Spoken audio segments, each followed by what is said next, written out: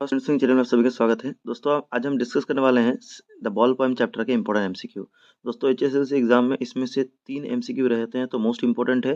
दोस्तों बता दो, इसके पहले मैंने बाकी चैप्टर जैसे नेल्सन मंडेला, आपका लेटर टू गॉड जिसमें कि आपका 3 मार्क्स एमसीक्यू है, कुर्क चैप्टर, टी फ्रॉम असम, तो ये चैप्टर मैंने प्लेलिस्ट में अरेंज कर रखे हैं। एक्सप्लेनेशन भी आप देख सकते हैं प्लेलिस्ट में जाकर। चलिए शुरू करते हैं। The boy was staring down, ये पहला क्वेश्चन है। ये चैप्टर भी मैंने एक्सप्लेन कर रखा है, जरूर एक्सप्लेनेशन देख लें तो आपका और भी लिटरेरी डिवाइस वगैरह बहुत चीज़ें हैं क्लियर हो जाएंगी। सो बॉय इज स्टेयरिंग डाउन, जो लड़का था वो कहाँ देख रहा था, तो देख रहा था हार्बर में। ठीक है, boy was staring down the harbour. Next देखिए, dime is the currency of, dime किसका करेंसी है, तो ऑब्वियस सी बात है यूनाइटेड स्टेट्स, हमने पढ़ा था।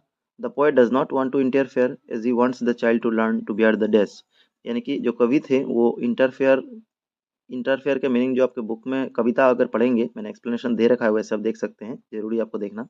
सो इंट्रूड दिया है। So the poet does not want to interfere, वो बीच बचाव नहीं करना चाहते हैं, बीच में दखलंदाजी नहीं करना चाहते हैं। As he wants the child to learn, क्योंकि वो चाहते हैं कि वो बच्चा सीखे, लर्न मतलब सीखे, टू बियर द क्या सहना सीखे, सो लॉस सहना सीखे। ठीक है, लॉस, ठीक है, कभी चाहते हैं कि बच्चा बेयर करना सीखे, यानी कि इसको सहना सीखे कि लॉस क्या होता है लाइफ में।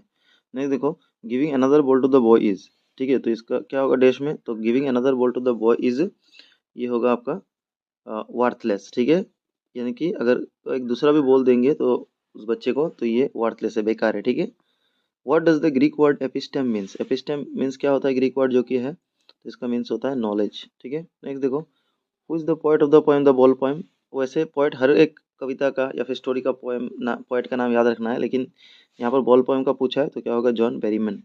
नेक्स्ट देखो, the ball poem is a perfect example of, ball poem जो कविता है किसका परफेक्ट एग्जाम्पल है, तो यहाँ पर परफेक्ट एग्जाम्पल है चाइल्डहुड लॉस। ठीक है, कि चाइल्डहुड में बच्चों का जो लॉस होता है वो क्या होता है। या फिर आप यहाँ पर अगर दो ऑप्शन सिलेक्ट करने को बोलता तो मैं ये भी करता रेस्पॉन्सिबिलिटी, लेकिन यहाँ पर एक ही ऑप्शन चूज करना है, तो वो मेनली जो इस चैप्टर का जो थीम है कि अगर कुछ लॉस हो जाता है तो बच्चे के लिए, क्योंकि द बॉल पोएम तो बच्चे के इर्द गिर्द स्टोरी आखिरकार घुमाया गया है, इसलिए लॉस जो है वही हमारा आंसर हो जाएगा। ठीक है, देखिए next, alliteration is a literary device that occurs with the same letters or sound at the beginning, adjacent of adjacent or closely connected words। अभी कहा गया है alliteration जो है एक्चुअली ये एक पोएटिक डिवाइस है या फिर लिटरेरी डिवाइस है that occurs with the same letter, जो कि शुरू होता है सेम लेटर से या फिर साउंड से एट द बिगिनिंग, शुरुआत में, ऑफ एडजेसेंट, जिसके मतलब जिसके लगभग क्लोज में जो वर्ड हो, और क्लोजली कनेक्टेड वर्ड्स, तो वो सेम साउंड होता है या फिर आपका बिगिनिंग में होता है जो सेम लेटर होता है। ठीक है, pick the option that show an example of alliteration from the example, तो ये जो नीचे दिया है एक्सट्रैक्ट, जो ये 4 ऑप्शन दिए हैं इस कविता में से लाइन उठा के, तो उसमें से कौन सा एलिटरेशन होगा। तो देखिए, what is the boy now who is the lost his ball, फिर I saw it and then merrily over, तो यहाँ पर जो ऑप्शन नंबर डी होगा एंड देन मैरिली ओवर, ये आपका करेक्ट हो जाएगा। ठीक है, मैंने चैप्टर में भी समझा रखा है आपको ये सब लिटरेरी डिवाइस के बारे में, चैप्टर जरूर से देख लेना। A dime is equal to, dime यानी कि 10 सेंट। ठीक है, इससे पहले हमने क्वेश्चन पढ़ा था कि डाइम कहाँ का करेंसी है, तो यूएस का है, United States. A dime, 1 dime is equal to 10 cent. The lost of ball has taught the boy the death of responsibility, तो जो बॉल का जो बच्चे का जो बॉल गुम हो गया था, उससे क्या सीख मिली उसको, क्या रेस्पॉन्सिबिलिटी, डैश ऑफ, तो सेंस ऑफ रेस्पॉन्सिबिलिटी। ठीक है, नेक्स्ट देखो, which money, why money called external in the poem the ball poem, ball poem में मनी को क्यों एक्सटर्नल कहा गया है, यानी मनी, मनी जो है बाहरी चीज है। देखिए, मैंने चैप्टर में समझाया था तो बताया था, और एक बार बता रहा हूँ कि मनी से हम वस्तु खरीद सकते हैं लेकिन मेमोरीज नहीं खरीद सकते। ठीक है, सो मनी जो है एक्सटर्नल क्यों कहा है, क्योंकि उस चैप्टर के परिदृश्य में वहाँ पर जो है आप मेमोरीज को नहीं खरीद सकते, लेकिन मनी जो है वो बाहरी है, क्योंकि उससे आप चीज़ों को खरीद सकते हो, तो we can replace things, lost things with its help, हम जो है रिप्लेस कर सकते हैं गुम हुई चीज़ों को इट्स हेल्प, तो एक्सटर्नल इसीलिए कहा गया है मनी को। ठीक है, नेक्स्ट देखो, what does the boy learn after losing the ball in the poem ball poem, ball poem में लूजिंग, बॉल को गुम करने के बाद जो बच्चे है उसने क्या सीखा। ठीक है, सो उसने सीखा कि how to stand up again after losing something, कि कैसे लाइफ में फिर से खड़ा होना है अगर कोई लूज कर ले हम चीज तो। ठीक है, नेक्स्ट देखो, where did the ball go, जो बॉल है वो कहाँ पर गया, so ball go into the harbour या फिर इनटू द वाटर बोल सकते हो। From where the ball poem what message does the poet convey, from the poem मतलब बॉल पोएम से क्या मैसेज आपको मिलता है, 4 ऑप्शन में से things we get in our life are temporary, ये ऑप्शन होगा करेक्ट। ठीक है, नेक्स्ट देखो, मतलब हमें चीज़ें जो मिलती है लाइफ में वो टेम्पोररी हो, कभी भी जा सकती है। ठीक है, according to the poet what is the child learning in the poem ball poem, ball poem में कवि के मुताबिक बच्चा क्या सीख रहा है, सो टू बियर लॉस, यानी कि अगर कुछ लॉस हो जाए तो कैसे उससे उबर के आया जाता है, ऐसे सीखता है, ठीक है। नेक्स्ट देखो, write the meaning of italicised word. Italicised word का मीनिंग चेक करना है आपको। पोजेशन का मतलब, सो पोजेशन मतलब इन वर्ल्ड ऑफ पोजेशन मतलब यहाँ पर टू ओन मेटेरियलिस्टिक थिंग्स या फिर वर्ल्ड ऑफ मेटेरियलिज्म, इसको पोजेशन कह सकते हो, ठीक है। या वस्तु जो मिलती है उसको पोजेशन कहते हैं। Losing his ball the boy understood his first, first क्या है तो फर्स्ट रिस्पॉन्सिबिलिटी उसने सीखा है बॉल गुम होने के बाद। How does the boy react at the loss of his ball, ball जो गुम हुआ से क्या सीखता है, हाउ कैसे रिएक्ट करता है। सो वो स्टेयर यानी कि देखते रहता है, एक पलक टकाटक देखते रहता है बिना पलक झपकाए। फिर स्टैंड्स रिजिड खड़ा होता है एकदम से शॉक होकर, ट्रेम्बल कांपता है। तो ऑल ऑफ द अबव यानी कि आंसर होगा ऑल ऑफ द अबव, ठीक है। How does the poet describe the eyes of the boy who has lost his ball, तो उसकी आंखों को कैसे डिस्क्राइब किया गया है, तो स्टेयरिंग द हार्बर, ठीक है। स्टेयरिंग एक पलक देख रहा था, उधर देखते ही रह रहा था, ठीक है, उसका बॉल को। सो स्टेयरिंग होगा, ठीक है। नेक्स्ट नेक्स्ट देखो, अच्छा यहाँ पर डेस्परेट भी हो सकता है, शायद आपने कविता में पढ़ा था। आंसर जो होगा डेस्परेट ही होगा, ठीक है, स्टेयरिंग नहीं होगा, डेस्परेट। नेक्स्ट देखो, sometimes it is necessary to lose something to our selves in the position of world, because कभी कभी हमें कुछ चीजें खो देना भी अच्छी बात है। इससे हम क्या सीख सकते हैं, बिकॉज क्योंकि इट मेक्स अस रेस्पॉन्सिबल, ये हमें जिम्मेदार बनाती है, ठीक है। नेक्स्ट देखो, the ball poem, the ball was bouncing down, ball कहाँ पर बाउंस करता, तो बाउंसिंग डाउन द स्ट्रीट, ठीक है, ये होगा। नेक्स्ट देखो, which of the following is simple meaning of the word desperate, desperate का मीनिंग क्या है, मतलब हताश होना, ठीक है। डेस्परेट यानी कि निराश होना, हताश होना यानी कि होपलेस होगा, या फिर सैड भी बोल सकते हो, ठीक है। The poet uses the ball as a symbol of the boys, ball को किस सिंबल की तरह यूज किया है कवि ने, सो इसको यूज किया है केयर फ्री चाइल्डहुड डेज, उसके जो बिल्कुल टेंशन वगैरह कुछ नहीं था, ठीक है, वो दिन के तुलना किया गया है। द क्योंकि उसको रिस्पॉन्सिबल नहीं था, रिस्पॉन्सिबिलिटी उस टाइम पे नहीं था, आराम से खेल रहा था। The word harbour does not have the meaning similar to, अभी हार्बर का मीनिंग वैसे तो मैंने कहा था कि जहाँ पर शिप वगैरह रखा जाता है उसको कहते हैं, कविता में एक्सप्लेन किया था मैंने, लेकिन यहाँ पर बोला है कौन सा नहीं है, यानी कि तीन है यहाँ पर। तो देखो, पोर्ट यानी कि हार्बर से लिंक है, पायार्ड भी लिंक है, डॉग भी लिंक है, यहाँ पर ऑप्शन होगा कार्गो, क्योंकि कार्गो जो है सामान को बोला जाता है, ना ही कि शिप जहाँ पर लैंड होता है उसको, तो कार्गो होगा आंसर यहाँ पर। नेक्स्ट देखो, in a world of possession, here the world possession means, possession मतलब किसी की चीज के ऊपर अधिकार। यहाँ पर कविता में पोजेशन यानी कि वेल्थ को कहा गया है, संपत्ति को, ठीक है, मनी को। Find the word which means study of knowledge, study of knowledge मतलब क्या गया है, तो एपिस्टोमोलॉजी, ठीक है। नेक्स्ट देखो, अच्छा रिजिड का भी मीनिंग एक है, मैं साथ में वो बता रहा हूँ, रिजिड का मीनिंग आपके बुक में जो है वो स्टीफ दिया है, ठीक है। नेक्स्ट देखो, this will help the boy understanding his dash, ये हेल्प करेगा उस लड़के को अंडरस्टैंड क्या समझने में, तो अंडरस्टैंडिंग हिज रिस्पॉन्सिबिलिटी। नेक्स्ट देखो, an ultimate shaking grief fixes the boy, pick the word that does not mean ultimate, तो अल्टीमेट का मीनिंग क्या होता है, वैसे मैंने कविता में एक्सप्लेन किया था, अल्टीमेट का मतलब फाइनल बताया था वहाँ पर, जो एकदम फाइनल है। तो यहाँ पर बोला है व्हिच डज नॉट मीन, यानी कि तीन का मीन यहाँ पर फाइनल है, एक का नहीं है। तो देखिए, फाइनल मतलब अल्टीमेट है, अल्टीमेट का फाइनल तो है, कंक्लूसिव भी है, फेटफुल भी है। आंसर होगा कंसिक्वेंट, क्योंकि कंसिक्वेंट का मीनिंग अलग होता है, अल्टीमेट नहीं होता है, तो आंसर कंसिक्वेंट होगा, ठीक है। बाकी तीनों का मीन अल्टीमेटली फाइनल होता है। His first responsibility here refers to, उसका पहला रिस्पॉन्सिबिलिटी का मतलब क्या है, so how to face loss, ठीक है। तो अच्छा, फेस लॉस को कैसे फेस करना है, वही उसका पहला है रिस्पॉन्सिबिलिटी। नेक्स्ट देखो, नहीं, फेस लॉस ये तो रिस्पॉन्सिबिलिटी नहीं है, हाउ टू मेक अप यानी कि कैसे आप उसको मेकअप करो, मैनेज करो, ये होगा आई थिंक, ठीक है, यही होगा, मुझे तो लग रहा है यही होगा आंसर, आपका यही होगा, ठीक है। नेक्स्ट देखो, क्योंकि मे बी या पॉइंट भी हो सकता है, क्योंकि लॉस कैसे लाइफ में, तो क्योंकि कभी ने कहा है कि सबको कुछ ना कुछ तो लॉस करना होगा। तो फर्स्ट रिस्पॉन्सिबिलिटी यही है कि फेस लॉस कैसे करो और उससे उबर के कैसे, ये भी हो सकता है। अगर दो ऑप्शन दे एग्जाम में तो आपको दोनों को क्लिक करना है, ठीक है। बाकी यहाँ पर 50-50 में रख रहा हूँ इसको दोनों को। नेक्स्ट देखो, find the word that means same as interfering into something, तो उस वर्ड को चिन्हित कीजिए जिसका मतलब इंटरफेयरिंग इनटू समथिंग है, तो इसका मतलब है इंट्रूड, ठीक है। पोएट ने कहा था कि I don't want to intrude on him. About which sense is mention in the poem ball poem, ball poem में कौन सा सेंस है, सेंस ऑफ रिस्पॉन्सिबिलिटी है। Choose the option that list the meaning of the harbour as used in the extract, harbour का meaning क्या है, तो ये आंसर नंबर ए होगा, a place on the coast where ships may moor in shelter, ठीक है, जहाँ पर शिप्स को रखा जाता है, शेल्टर यानी कि वहाँ शिप्स रखने का जगह है, उसको हार्बर कहते हैं। The boy is very young in this poem, और इसको जो पानी होता है काफ़ी ब्लैकिश टाइप का पानी होता है, क्योंकि गंदा पानी होता है, इतना बड़ा बड़ा जहाज आता है पूरा पानी को हिला देता है, इसीलिए ब्लैक वाटर होता है उस टाइप की जगह में, ठीक है। The boy is very young in this poem. As a mature, balanced grown up, he might look back and think what is the rejection of ultimate seeking grief. यानी कि कहा गया है कि जो बच्चा था बॉय, वो काफ़ी यंग था उस टाइम पे, जिस टाइम पे उसका बुक मतलब वो बॉल गुम हो गया था। एज ए मेच्योर यानी कि जब वो बड़ा होगा, बैलेंस्ड ग्रोन जब बड़ा हो जाएगा, ही माइट लुक बैक, वो पीछे देखेगा अपने पल को, लम्हे को, and think that his reaction of ultimate shaking grief. अब तब सोचेगा कि उल्टा जो उसका जो रिएक्शन था उस टाइम पे वो क्या था।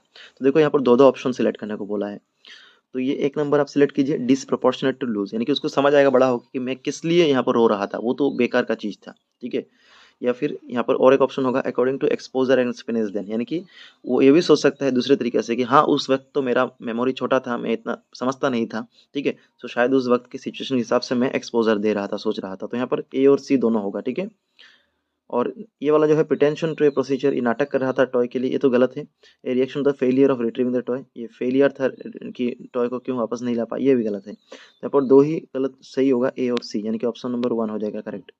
नेक्स्ट देखो, why does the poet choose not to include this, is because the poet, poet ने क्यों चूज किया कि वो दखल नहीं करेंगे, इंटरफेयर नहीं करेंगे, बिकॉज क्योंकि पोएट, कौन सा ऑप्शन करेक्ट होगा देखो, तो करेक्ट होगा कि poet feels that it is important that the boy learn an important life lesson undisturbed, ठीक है।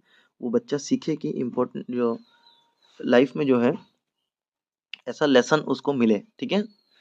अभी देखो स्टेटमेंट और स्टेटमेंट टू दिए है 1 2, इसमें से सही गलत चूज करना है।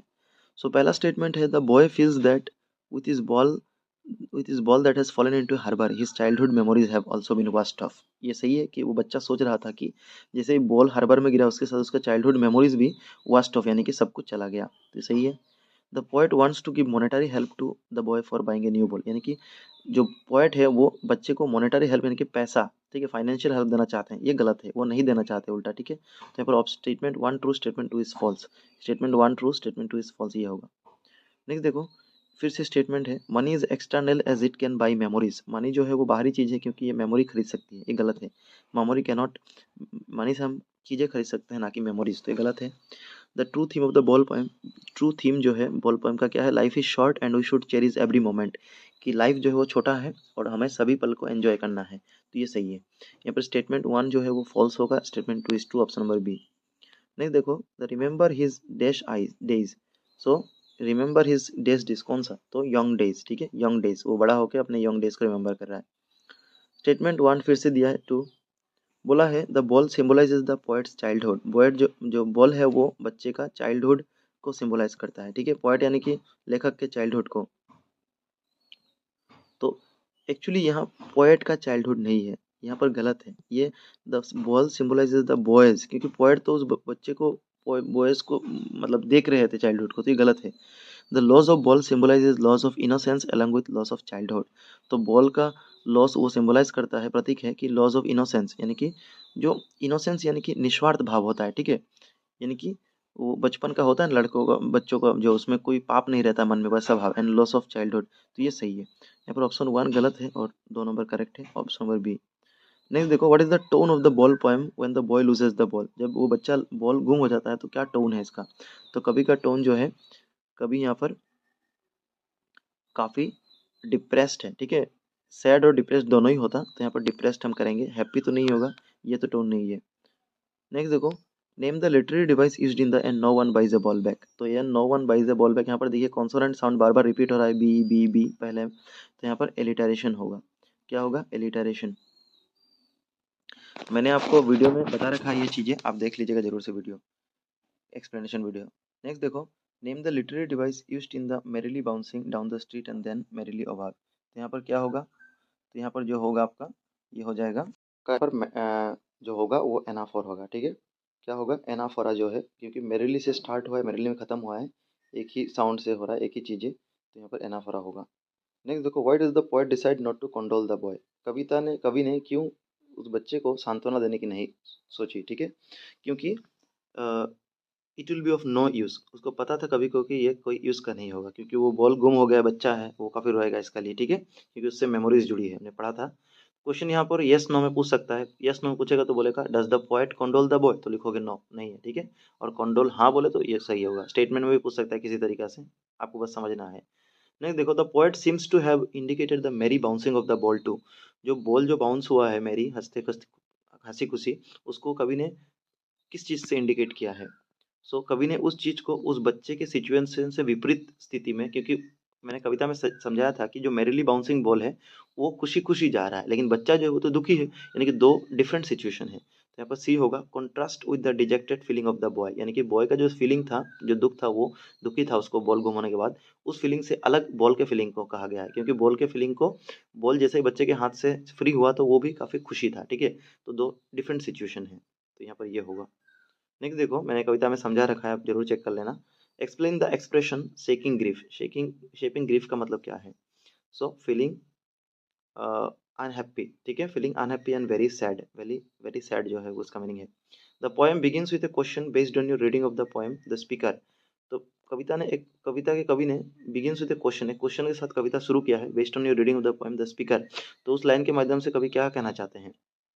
सो poet wants the boy to answer, ठीक है, wants the boy to answer the question. तो पहला जो लाइन, 4 लाइन 3 लाइन देखोगे, लाइन उठाकर दे सकते हैं कभी, व्हाट द बॉय थिंक, ऐसा कुछ है। तो उसमें wants the boy to answer the question, लड़के को उत्तर देना चाहते हैं, ठीक है। नेक्स्ट देखो, नहीं नहीं, अच्छा हाँ यही होगा, ठीक है, इज लुकिंग फॉर, हाँ यही होगा आंसर। नेक्स्ट देखो, what is the boy now who has lost his ball? What is he to? I saw it merrily bouncing down the street and then merrily over there it is in the water. ये line उठा के दिया है। The extract suggests that the poet is, इस extract में, इस कविता में, यहाँ से लेके यहाँ पर इस लाइन में कविता जो है क्या सजेस्ट कर रहे हैं कवि? So the poet suggests that an onlooker observing, यानी कि कवि जो है वो ऑब्जर्व कर रहे हैं कि वो बच्चा क्या कर रहा है इसे, ठीक है, तो वो ऑब्जर्वेशन को दिखा रहे हैं। नेक्स्ट देखो, what does the expression what is it to denote, ये जो लाइन है इसमें क्या डिनोट करता है? सो इसमें लॉस ऑफ द बॉल, ठीक है, जो लॉस हुआ है बॉल उसको डिनोट करते हैं। नेक्स्ट देखो, what is the boy now who has lost his ball, which is the feeling expressed. तो what is the boy now, इस लाइन में क्या फीलिंग है? तो इसमें रिग्रेट है, ठीक है, दुख का फीलिंग है। नेक्स्ट देखो, there is no use to say O there are other balls indicates that the poet feels that it would dash to console the boy. ये क्या होगा बॉय को? तो ये फ्यूटाइल, यानी कि it will be no help, ठीक है, उसको बेकार के सांत्वना दे कोई फायदा नहीं। तो फ्यूटाइल का मीनिंग भी यही होता है, बेकार का सांत्वना देना। The poet was delighted to watch the ball facing down bouncing down the street into the water. ये सही है क्या? कवि जो है खुश थे जो बॉल नीचे जा रहा था, तो नहीं, ये गलत है, ये फॉल्स है, ठीक है, क्योंकि पोएट वॉज डिलाइटेड, पोएट खुशी नहीं थे यहाँ पर। नेक्स्ट देखो, which of the following best describe the speaker attitude towards material position. Material position की तरफ कवि का क्या है आपका एटीट्यूड? तो कवि जो है यहाँ पर मटेरियल चीज़ों से दूर है, क्योंकि वो बच्चे के मेमोरीज के साथ, उसके जो जुड़ी है उसके साथ यादें, उसके साथ तुलना करते हैं। तो it is indifferent from the speaker attitude towards material position, ठीक है, ये अलग था। सो होप दोस्तों आपको क्वेश्चन अच्छे लगे होंगे, काफ़ी इंपॉर्टेंट क्वेश्चन है प्रीवियस ईयर के, तो आपको जरूर काम आएंगे। Thank you for watching.